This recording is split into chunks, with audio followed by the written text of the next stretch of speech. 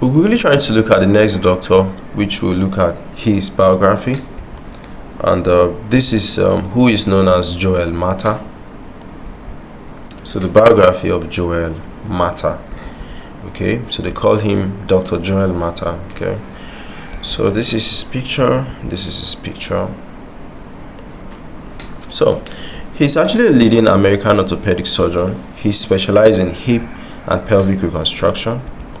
So he's best known for pioneering the anterior approach to hip replacement and also advanced surgeries that have to do with correcting hip disorders. So all those congenital developmental dysplasia, vascular necrosis, a lot of hip issues. So his early life and education. So he earned his MD and completed orthopedic residency before focusing on hip and pelvic surgery. Yes. So international influence. He studied anterior hip approaches in France in the mid-1990s, which inspired his career-long work in refining and teaching the technique. So his career highlights, we say that he worked at the Hip and Pelvic Institute, and he's a founder and director at the St. John's Health Center in Santa Monica, California. He has an Anterior Hip Foundation. He's a founding president. He's dedicated to advancing anterior approach hip surgeries. So he practiced over 35 years in orthopedic surgery. He specializes in hip preservation, replacement, and also pelvic fracture reconstruction.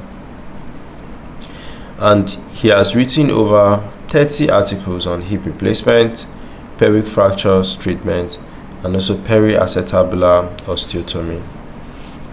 So his leadership role, he was a director at the Emil Littonel Institute, and he focused on acetabular fracture surgery. He's a member of the International Hip Society and also the American Hip Society. Okay, so contribution to orthopedics is basically the aspect of anterior approach. Okay, and he reduced risks of dislocation compared to traditional posterior approaches.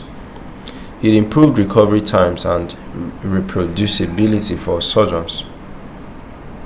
And also for the pelvic and acetabular fractures, he was involved in the advanced technique for reconstruction and fixation. Then also periacetabular osteotomy, he had to refine surgical treatment of hip dysplasia. So education, he has trained a lot of surgeons globally, and this has made anterior hip replacement more widely adopted. Okay, so his recognition and legacy is known as a global authority in hip surgery. He has helped establish anterior hip replacement as a mainstream technique in North America. He has retired from surgical practice in July 2025 and from clinical practice in September 2025. He has left a legacy of innovation and also mentorship.